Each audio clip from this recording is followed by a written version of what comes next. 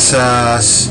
Στο βίντεο αυτό θα σας δείξω πώς μπορούμε να εκτελέσουμε την γραμμική παλινδρόμηση, απλή και πολλαπλή, με τη βοήθεια του Jamovi. Να ξεκινήσουμε λοιπόν ανοίγοντας το αρχείο μας με τα δεδομένα. Εδώ το αρχείο ονομάζεται Records.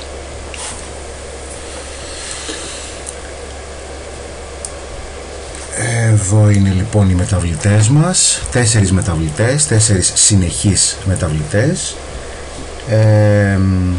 Το ερώτημα που ερχόμαστε να απαντήσουμε σε αυτό το παράδειγμα είναι ποιες είναι προβλεπτικές μεταβλητές των πωλήσεων CD. Συγκεκριμένα, για να σας το δείξω εδώ, αν μου επιτρέπετε, εδώ είμαστε. Λοιπόν, να σας δείξω λοιπόν το μοντέλο, το θεωρητικό. Οι πωλήσεις σε χιλιάδες κομμάτια CD, θεωρούμε ότι προβλέπονται από τα έξοδα διαφημιστικής δαπάνης, από τις ώρες που έχει παίξει το CD σε ένα γνωστό ραδιοφωνικό σταθμό και από την ελκυστικότητα την οποία έχει το συγκρότημα που έχει βγάλει το CD αυτό. Ένας ερευνητής λοιπόν κατάφερε και συνέλεξε αυτά τα δεδομένα από 200 διαφορετικά CD, έφτιαξε λοιπόν αυτή τη βάση δεδομένων που μόλις ανέβασα στο Jamovi και θέλει να εξετάσει αν όντως αυτές οι 3 προβλεπτικές μεταβλητές μπορούν να προβλέψουν τις πωλήσεις. Στην πολλαπλή γραμμική παλινδρόμηση, ο τρόπος με τον οποίο εισάγουμε, όπως λέμε, τις προβλεπτικές μεταβλητές στο μοντέλο και επιχειρούμε να υπολογίσουμε τις παραμέτρους του μοντέλου, μπορεί να γίνει με διάφορους τρόπους. Οι 2 πιο βασικοί είναι αυτή εδώ. Η πρώτη μέθοδος, την οποία την ονομάζουμε Enter, είναι η μέθοδος όπου και οι 3 προβλεπτικές μεταβλητές εισάγονται ταυτόχρονα στο μοντέλο και αποτελεί ίσως έναν από τους πιο συνηθισμένους τρόπους εκτέλεσης της πολλαπλής γραμμικής παλινδρόμησης. Υπάρχει όμως και, υπάρχει όμως και το μοντέλο η διαδικασία της ιεραρχικής μεθόδου, όπου στην περίπτωση αυτή τι γίνεται.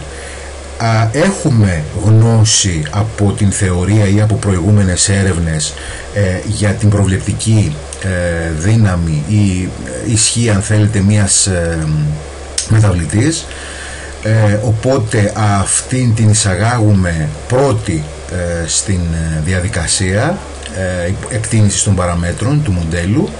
Οπότε στην περίπτωση αυτή έχουμε το πρώτο μοντέλο, όπως βλέπετε εδώ, και έχουμε και μια εκτίμηση του R τετράγωνο της μεταβλητής κριτήριο. Και σε δεύτερο επίπεδο σχηματίζουμε ένα δεύτερο μπλοκ, όπως λέμε, μεταβλητών. Εισάγουμε τις άλλες 2 μεταβλητές όπου θεωρούμε ότι προβλέπουν τις πωλήσεις και εξετάζουμε πάλι το συντελεστή προσδιορισμού, το R τετράγωνο.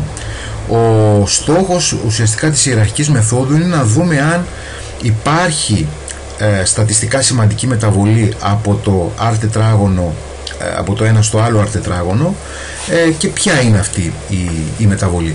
Απλά να υπενθυμίσω εδώ ότι η ιεραρχική μέθοδος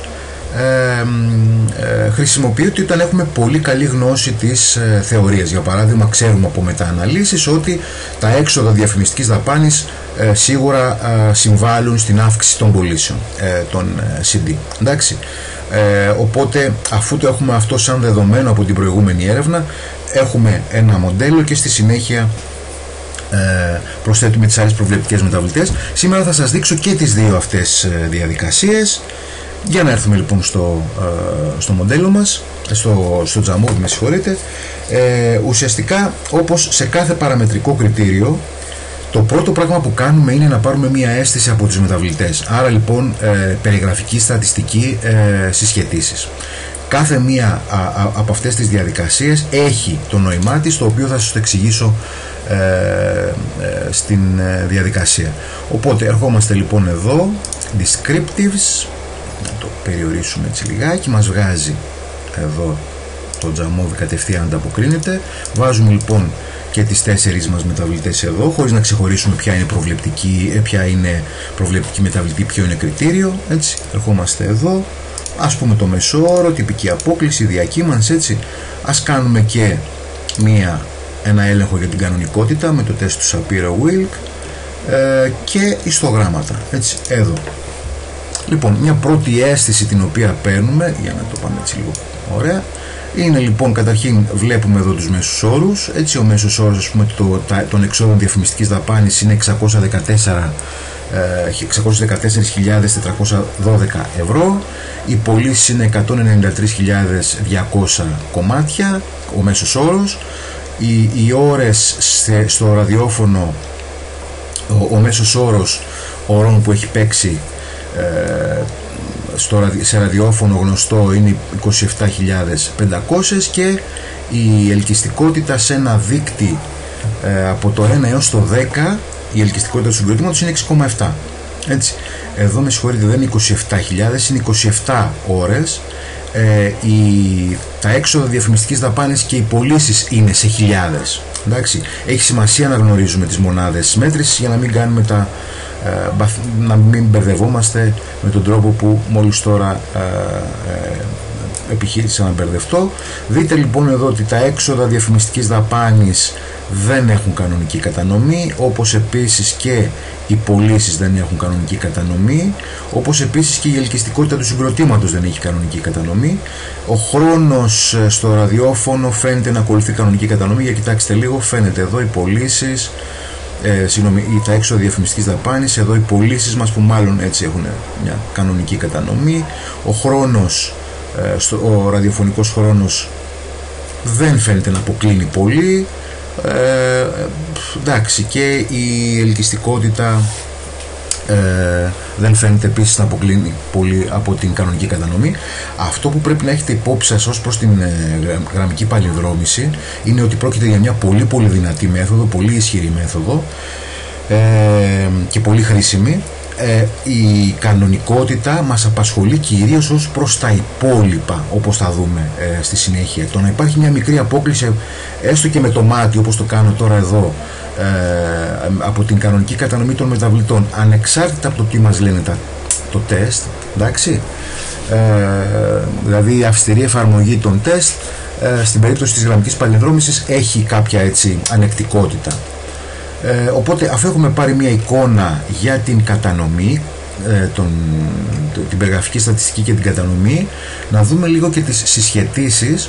Οι συσχετίσεις επίσης έχουν νόημα, καθώς αν έχουμε προβλεπτικές μεταβλητές οι οποίες έχουν υψηλή συσχέτιση, αυτό δημιουργεί ένα πρόβλημα το οποίο είναι γνωστό ως πολυσυγγραμμικότητα, με αποτέλεσμα να μην μπορούμε να ξεκαθαρίσουμε ποια είναι η συμβολή που έχει κάθε μία από τις προβλεπτικές μεταβλητές, και επίσης δημιουργεί και προβλήματα κατά τη διαδικασία εκτίμησης των παραμέτρων. Άρα δεν θέλουμε να έχουμε πολύ ψηλές συσχετίσεις μεταξύ των προβλεπτικών μεταβλητών.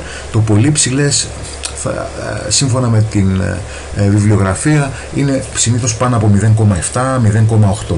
Έτσι. Οπότε να κάνουμε λοιπόν και την παλινδρόμηση, να δούμε εδώ λοιπόν τι γίνεται. Να βάλουμε έτσι πωλήσεις, airplay και attract. Για κοιτάξτε λίγο εδώ, να το κάνουμε πιο... Λοιπόν, δείτε εδώ ότι τα έξοδα διαφημιστικής δαπάνης με τις πωλήσεις 0,58. Τα έξοδα διαφημιστικής δαπάνης έτσι δεν συνδέονται με τον χρόνο που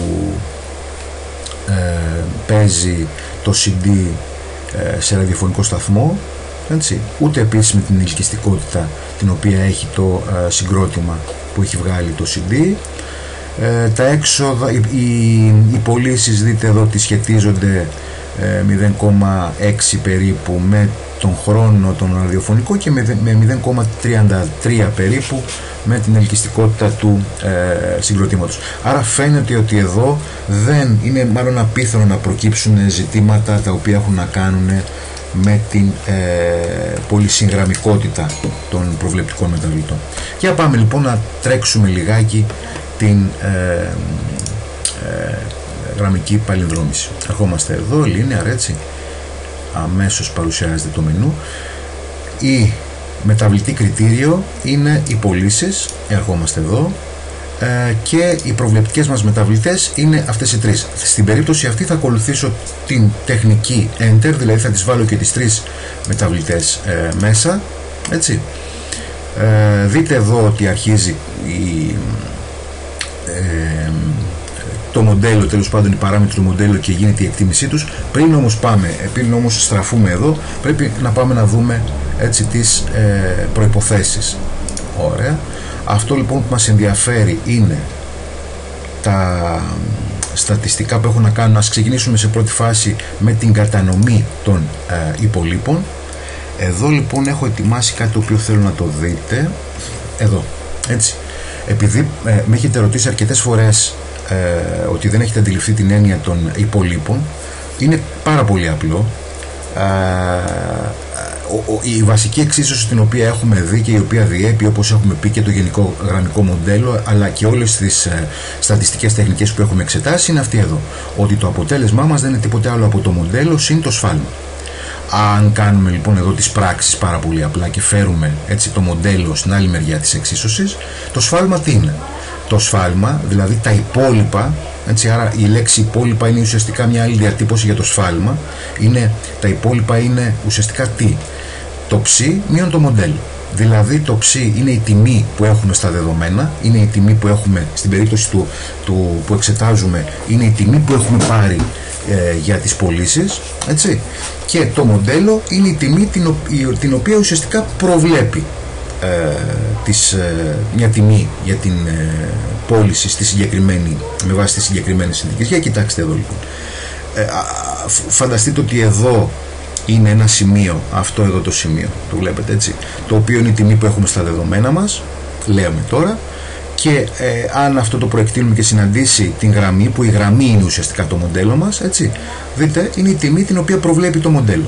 Αυτή λοιπόν η απόσταση, η τιμή που προβλέπει το μοντέλο μέχρι την τιμή που έχουμε στα δεδομένα μας, είναι το σφάλμα, δηλαδή είναι το υπόλοιπο, είναι αυτό που ουσιαστικά περισσεύει από την πρόβλεψη.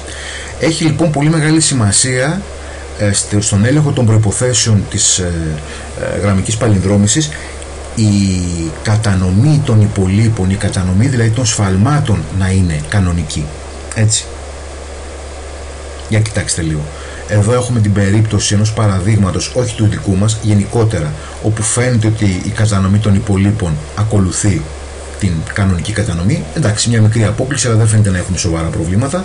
Εδώ όμως έχουμε ένα παράδειγμα όπου η κατανομή των υπολείπων βλέπετε ότι είναι μαζεμένη στα αριστερά, που αυτό σημαίνει ότι δεν έχουμε κανονική κατανομή στα σφάλματα, άρα εδώ έχουμε κάποιο πρόβλημα, έτσι. Επίσης, το Jamovi δίνει το QQ plot.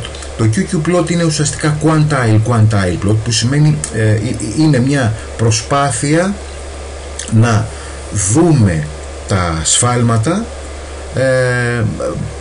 τοποθετημένα πάνω σε μια γραμμή, που αυτή η γραμμή προσομοιάζει, αν θέλετε, την κανονική κατανομή. Στην περίπτωση λοιπόν όπου τα σφάλματά μας βρίσκονται τα περισσότερα πάνω στη γραμμή, δεν χρειάζεται να ανησυχούμε ως προς την κανονική κατανομή των υπόλοιπων. Δείτε εδώ, σας έχω μερικά παραδείγματα όπου τα υπόλοιπα, τα σφάλματα δηλαδή, δεν ακολουθούν την κανονική κατανομή, καθώς υπάρχουν αποκλίσεις, έτσι, από τη γραμμή, που είναι σοβαρές αποκλίσεις, άρα θα σας εξηγήσω στη συνέχεια τι μπορεί να σημαίνει αυτό. Στο δικό μας το παράδειγμα λοιπόν, για κοιτάξτε λίγο, εδώ έχουμε το QQ plot. Εδώ λοιπόν μας δείχνει ότι τα περισσότερα σφάλματα είναι πάνω στη γραμμή. Έχουμε όμως και κάποιες περιπτώσεις οι οποίες έτσι κάπως μας ανησυχούν, γιατί έχουμε αποκλίσεις από την κανονική κατανομή. Οπότε τι κάνουμε?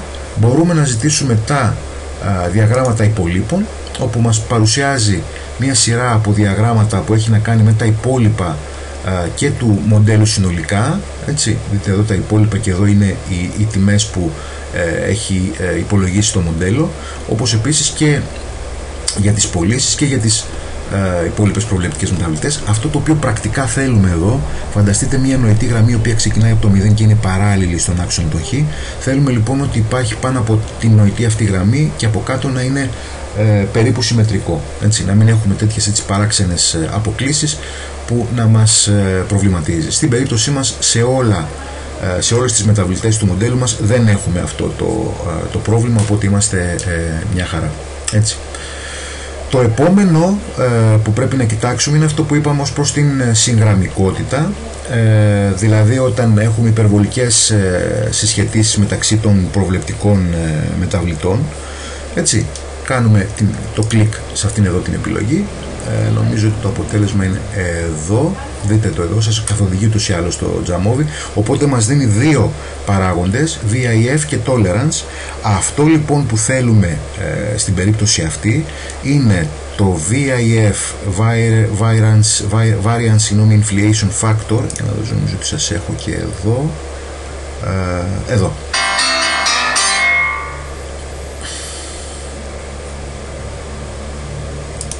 Συγχωρέστε μου τη διακοπή.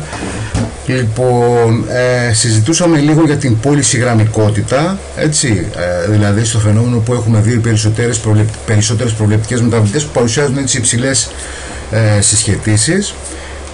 Οι δείκτες που στην περίπτωση αυτή εξετάζουμε, όπως είπαμε, είναι ο συντελεστής διόγκωσης της διακύμανσης, VIF, όπου θέλουμε να έχει τιμές μικρότερες από το 10, ή ο δείκτης ανεκτικότητας, όπου θέλουμε να έχει τιμές μεγαλύτερες από το 0,2.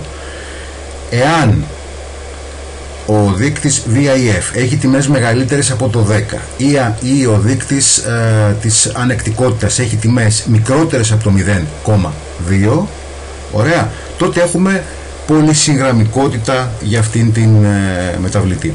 Για να το δούμε λοιπόν εδώ, δείτε εδώ η πολυσυγγραμμικότητα για τις τρεις προβλεπτικές μεταβλητές. Έτσι, ο δείκτης VIF είναι, όπως είπαμε, εδώ, μικρότερος λοιπόν από το 10, και ο δείκτης ανεκτικότητας, δείτε εδώ ότι είναι μεγαλύτερος από το 0,2 για τις προβλεπτικές μεταβλητές, άρα δεν έχουμε κάποιο ζήτημα πολυσυγγραμμικότητας. Επίσης αυτό το οποίο εξετάζουμε είναι αν έχουμε τιμές οι οποίες στα δεδομένα μας οι οποίες είναι ακραίες, έκτοπες. Χρησιμοποιούμε τον δείκτη του Cook, εδώ μας τον υπολογίζει. Εδώ το μειονέκτημα του Jamovi σε σχέση με το, ας πούμε για παράδειγμα το SPSS, είναι ότι δεν μας δείχνει το δείκτη του Cook για κάθε μία περίπτωση, στο παράδειγμα το δικό μας για κάθε ένα CD ξεχωριστά, μας δείχνει ένα μέσο όρο. Εμείς θέλουμε γενικότερα ο δείκτης του Cook να είναι ουσιαστικά μικρότερος από το 1, έτσι. Στην περίπτωσή μας είναι κοντά στο 0 ο μέσος όρος, άρα δεν φαίνεται να έχουμε τιμές οι οποίες είναι ακραίες. Αυτό άλλωστε είναι κάτι που θα μπορούσαμε να το παρατηρήσουμε και από τα ιστογράμματα που κάναμε στην αρχή. Τώρα, πριν πάμε ξανά στις παραμέτρους του μοντέλου, θέλω λοιπόν να δούμε εδώ, νομίζω ότι είναι, μπράβο, θέλω λοιπόν να δούμε τον πίνακα της ANOVA. Όπως είπαμε, ο πίνακας της ANOVA είναι αυτό, και νομίζω ότι, αν με επιτρέπετε, πρέπει να είναι όχι εδώ, όχι εδώ, εδώ πρέπει να είναι. Να το, και το F-test, έτσι. Ουσιαστικά έχουμε τον πίνακα της ANOVA εδώ, ο πίνακας της ANOVA, ο οποίος μας δείχνει για κάθε μία από την επίδραση των προβλεπτικών μεταβλητών, εάν όντως είναι στατιστικά σημαντική ή όχι, αν δηλαδή η επίδραση αυτή είναι αποτέλεσμα τυχαίο ή όχι. Δείτε λοιπόν εδώ ότι και για τις τρεις προβλεπτικές μεταβλητές το επίπεδο στατιστικής σημαντικότητας είναι μικρότερο από το 0,05, άρα σίγουρα έχουν κάποια επίδραση. Επίσης εδώ, αυτό είναι το, εδώ λοιπόν, όπως είδατε ότι ήρθα στον κατάλογο που έχει τους δείκτες προσαρμογής του μοντέλου. Οπότε κοιτάξτε εδώ, έχω το R, έχω το R τετράγωνο, θα βάλω και το Adjusted R, ωραία, εδώ. Ο πίνακας λοιπόν μας γίνει, είναι αυτός εδώ. και επίσης και έχω και ένα F-test το οποίο αναφέρεται στο R τετράγωνο. Στην περίπτωση αυτή το F-test που βγαίνει εδώ μας εξετάζει, μας δείχνει, έτσι, ότι όντως το R τετράγωνο δεν είναι τυχαίο και είναι στατιστικά σημαντικό. Μας δείχνει ουσιαστικά, μπορούμε να πούμε ότι μας δείχνει και την συνολική προσαρμογή, αν θέλετε, του μοντέλου, ότι όντως κάτι συμβαίνει εδώ με αυτές τις προβλεπτικές μεταβλητές και δεν είναι αποτέλεσμα της τύχης, έτσι. Δείτε εδώ η τιμή του F είναι 129,498, έτσι, με 3 και 196 βαθμούς ελευθερίας, επίπεδο στατιστικής σημαντικότητας μικρότερο από το 0,05. Δείτε λοιπόν εδώ την προσαρμογή του μοντέλου στα δεδομένα, έτσι. Το πρώτο R είναι ουσιαστικά ο δείκτης πολλαπλής συσχέτισης μεταξύ του κριτηρίου μας, δηλαδή της πωλήσης των δίσκων και των προβλεπτικών μεταβλητών. Αυτό που μπορούμε να πούμε ότι στην ουσία μας δείχνει είναι η συσχέτιση μεταξύ των τιμών για το ψι, δηλαδή για τις πωλήσεις δίσκων που έχει προβλέψει το μοντέλο μας, και των πραγματικών τιμών που μαζέψαμε καθώς κάναμε τη συλλογή των δεδομένων. Το R τετράγωνο είπαμε ότι είναι ο συντελεστής προσδιορισμού, όπου μας λέει το ποσοστό της διακύμανσης στην προβλεπτική μεταβλητή, δηλαδή στις πωλήσεις, όπου εξηγείται από το σύνολο των προβλεπτικών μεταβλητών. Εδώ μας λέει λοιπόν ότι το 66,5% της διακύμανσης στις πωλήσεις δίσκων εξηγείται από τις τρεις προβλεπτικές μεταβλητές. Ο προσαρμοσμένος αυτός εδώ δείκτης προσδιορισμού, εδώ είναι γίνεται με ένα αυστηρότερο τρόπο ο προσδιορισμός του δείκτη του συγκεκριμένου, λαμβάνοντας υπόψη τους βαθμούς ελευθερίας, λαμβάνοντας υπόψη τις προβλεπτικές μεταβλητές, λαμβάνοντας υπόψη το μέγεθος του δείγματος, γιατί φανταστείτε ότι αν έχουμε για παράδειγμα 40 προβλεπτικές μεταβλητές, έτσι, λογικά είναι το R τετράγωνο να αυξάνει. Ωραία. Στην πραγματικότητα όμως με αυτόν τον τρόπο δεν μπορούμε να ξεκαθαρίσουμε ποια από τις προβλεπτικές μεταβλητές έχει όντως πραγματική συμβολή, κάτι το οποίο φαίνεται να μας το κάνει ο προσαρμοσμένος δείκτης προσδιορισμού, έτσι. Ωραία. Άρα έχοντας δει λοιπόν την συνολική προσαρμογή του μοντέλου μας με τον δείκτη F εδώ, έχοντας δει με τον πίνακα της ANOVA το ότι οι επιμέρους προβλεπτικές μεταβλητές δεν είναι αποτέλεσμα της τύχης, άρα είναι στατιστικά σημαντικές. Πάμε να δούμε τώρα τι θέλει να μας πει εδώ ο δείκτης των συντελεστών του μοντέλου της γραμμικής παλινδρόμησης. Ερχόμαστε εδώ, Model Coefficients, να βάλω και τυποποιημένες τιμές, να βάλω και διαστήματα εμπιστοσύνης 95%. Λοιπόν, δείτε λοιπόν εδώ, έτσι θα το πάω σχετικά γρήγορα, ότι μας λέει ότι για παράδειγμα ο σταθερός όρος, έτσι, που είναι στην εξίσωσή μας το β0 είναι 26,613, μείον 26,613. Αυτή είναι η τιμή των πωλήσεων δίσκων όταν οι προβλεπτικές μεταβλητές είναι 0. Καταλαβαίνετε ότι δεν έχει νόημα οι αρνητικές πωλήσεις, εντάξει, ουσιαστικά σημαίνει 0 πωλήσεις, πρακτικά 0 πωλήσεις. Εδώ λοιπόν ο συντελεστής παλινδρόμησης για τα έξοδα διαφημιστικής δαπάνης είναι 0,085, η μη τυποποιημένη τιμή, και 0,511 η τυποποιημένη τιμή. Η μη τυποποιημένη τιμή σημαίνει τι? Ότι για μία μονάδα αύξησης, έτσι, στα έξοδα διαφημιστικής δαπάνης οδηγεί σε 0,085 πωλήσεις δίσκων. Βέβαια εδώ σκεφτείτε ότι είναι χιλιάδες η μονάδα μέτρησης των πωλήσεων, έτσι. Άρα ουσιαστικά οδηγεί σε 85 CD, όχι δίσκους, CD. Με την προϋπόθεση βέβαια πια ότι οι άλλες δύο προβλεπτικές μεταβλητές είναι σταθερές, έτσι. Αντίστοιχα για το AirPlay, ότι μία μονάδα αύξησης οδηγεί σε 3,367 μονάδες ή αλλιώς χιλιάδες, έτσι, αν θέλετε, CD, όταν οι άλλες δύο προβλεπτικές παραμένουν σταθερές. Και ως προς την ελκυστικότητα του συγκροτήματος είναι 11,096, ή αλλιώς μία μονάδα αύξησης οδηγεί μία μονάδα αύξησης στην ελκυστικότητα του συγκροτήματος οδηγεί σε 11,086 χιλιάδες CD σε πωλήσεις, αν οι άλλες δύο προβλεπτικές μεταβλητές είναι σταθερές. Εδώ για την τυποποιημένη τιμή δείτε ότι μας δίνει μια εικόνα για το ποια από τις προβλεπτικές μεταβλητές είναι πιο, έχει μεγαλύτερη επίδραση. Εδώ έχουμε 512 για τον ραδιοφωνικό, για τις ώρες στο ραδιοφωνικό σταθμό, 511 για τα έξοδα διαφημιστικής δαπάνης και 0,192 για την ελκυστικότητα. Εδώ λοιπόν καταλαβαίνετε ότι ίσως να είναι πιο φθηνό, αφού οι ώρες στο ραδιόφωνο να έχουν την ίδια επίδραση με τα έξοδα διαφημιστικής δαπάνης, ίσως να είναι πιο συμφέρον για κάποιον ο οποίος εκδίδει ένα CD να φροντίσει να παίζεται σε κάποιο γνωστό ραδιόφωνο, σε σχέση με το αν ξοδέψει χρήματα για την διαφημιστική δαπάνη. Έτσι. Τι άλλο μπορούμε να δούμε? Και τα διαστήματα εμπιστοσύνης για τις τυποποιημένες τιμές, δείτε τα εδώ, έτσι, από 429-593, από 429-595 κτλ. Επίσης μπορούμε να δούμε τους περιθώριους μέσους όρους. Για δείτε εδώ, αν βάλουμε την διαφήμιση, κοιτάξτε εδώ τι θα μας δώσει, νομίζω ότι είναι εδώ παρακάτω, μπράβο, έτσι, μας δίνει πως αυξανόμενη διαφήμιση, αυξάνονται και οι πωλήσεις. Να δούμε εδώ και τον πίνακα με τις περιθώριες τιμές.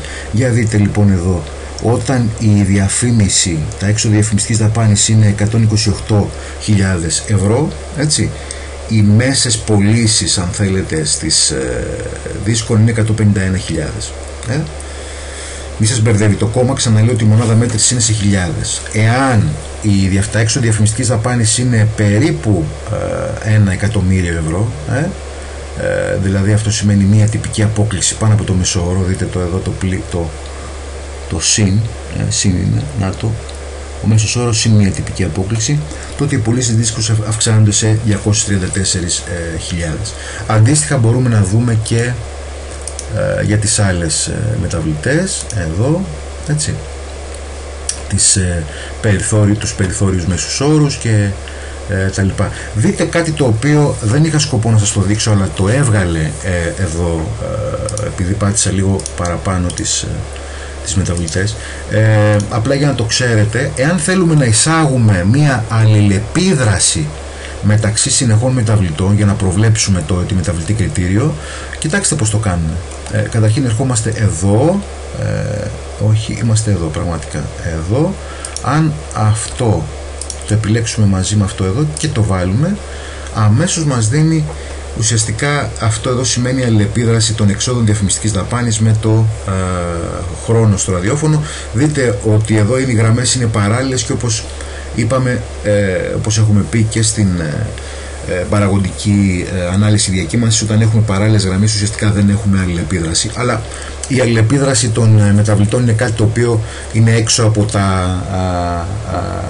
από την ύλη του μαθήματός μας. Για πάμε λοιπόν τώρα να δούμε ο τρόπος που σας έδειξα μέχρι τώρα έχει να κάνει με τον τρόπο enter, δηλαδή με το να βάλουμε όλες τις μεταβλητές μέσα στο πρόγραμμά μας. Εμείς ας δούμε τώρα λοιπόν την ιεραρχική παλινδρόμηση, με ποιο τρόπο γίνεται. Ας υποθέσουμε λοιπόν ότι έχουμε από την προηγούμενη μας εδώ, ας υποθέσουμε λοιπόν ότι από προηγούμενη έρευνα γνωρίζουμε ότι, συγχωρείτε να βάλουμε αυτό εδώ, ναι, ότι τα έξοδα διαφημιστικής δαπάνης μπορούν να προβλέψουν τις πωλήσεις των CD. Εντάξει, ωραία, άρα λοιπόν αυτό έχουμε ένα πολύ ισχυρό προβλεπτικό παράγοντα. Αυτόν λοιπόν τον προβλεπτικό παράγοντα θα το βάλουμε μόνο του. Έτσι, δείτε εδώ λοιπόν ότι να το φέρω από εδώ, δείτε λοιπόν ότι φέρνω αυτόν τον προβλεπτικό παράγοντα εδώ, έτσι, σε ένα μπλοκ μεταβλητών, αφού έχουμε ήδη στο μυαλό μας, με βάση την προηγούμενη θεωρία, ότι όντως είναι προβλεπτικός των πωλήσεων. Τις άλλες δύο λοιπόν μεταβλητές, έτσι, αφού τις εισαγάγω εδώ, θα τις φέρω, συγγνώμη λιγάκι, θα δημιουργήσω ένα καινούριο block, το block 2, και θα τις βάλω μέσα. Οπότε τι γίνεται, δείτε εδώ λοιπόν, έρχεται λοιπόν το πρόγραμμα και σου λέει ότι το πρώτο μοντέλο είναι αυτό που σας έριξα, για να το βρω εδώ στο PowerPoint, νομίζω εδώ, δείτε. Έτσι, αυτός είναι ο πρώτος τρόπος. Είπαμε εδώ στην ιεραρχική λοιπόν μέθοδο, δείτε τα έξοδα διαφημιστικής δαπάνης και πωλήσεις. Έτσι είναι το πρώτο μοντέλο. Το R του τετράγωνο είναι, εδώ να το δούμε, το R τετράγωνο λοιπόν είναι 0,335, έτσι. Και το δεύτερο μοντέλο, δείτε εδώ το δεύτερο μπλοκ, ας πούμε, έτσι, το R τετράγωνο έγινε 0,665, το οποίο επίσης είναι στατιστικά σημαντικό. Και κοιτάξτε τι κάνει. Κάνει αυτό που λέμε σύγκριση των μοντέλων. Έτσι, οπότε συγκρίνει το μοντέλο 1 με το μοντέλο 2. Ξαναλέω, το μοντέλο 1 είναι αυτό εδώ, όπου έχουμε την προηγούμενη γνώση, και το μοντέλο 2 είναι αυτό που περιλαμβάνει τις καινούργιες μεταβλητές που θέλουμε να εξετάσουμε. Δείτε λοιπόν εδώ, μας λέει λοιπόν ότι μεταξύ του μοντέλου 1 και του μοντέλου 2 υπάρχει μια διαφορά στο τετράγωνο, το ονομάζει ΔΕΛΤΑ R, το οποίο είναι 0,330. Πραγματικά αν αφαιρέσετε το 665 από το 335 βγαίνει 330, και αυτό συνοδεύεται από ένα στατιστικό τεστ, έτσι, με τον δείκτη F, όπου μας δείχνει ότι είναι τι, στατιστικά σημαντικό. Ωραία. Άρα όντως η προσθήκη αυτών των δύο μεταβλητών ουσιαστικά τι κάνει, βελτιώνει το μοντέλο καθώς του αυξάνει το R τετράγωνο, έτσι, και αυτή η αύξηση του R τετράγωνο είναι στατιστικά σημαντική. Άρα καλώς κάναμε και προσθέσαμε αυτές τις δύο μεταβλητές. Ωραία. Κάτι άλλο το οποίο θέλω να σας δείξω, που θα το συναντήσετε πάρα πολύ στη βιβλιογραφία ή στη διαδικασία της μοντελοποίησης, είναι ότι πέρα από το R τετράγωνο υπάρχουν και κάποιοι άλλοι δείκτες, οι οποίοι δεν είναι ακριβώς δείκτες προσαρμογής, αλλά τους χρησιμοποιούμε όταν κάνουμε σύγκριση μεταξύ δύο μοντέλων, καλή ώρα, όπως εδώ. Είναι το AIC λοιπόν και το, που το έχασα, εδώ, το AIC λοιπόν και το B και το RMSE. Τι είναι αυτοί? Αυτοί οι δείκτες λοιπόν ουσιαστικά προσπαθούν να μας δώσουν μια εικόνα για το ας πούμε την προσαρμογή, τη συνολική προσαρμογή του μοντέλου στα δεδομένα.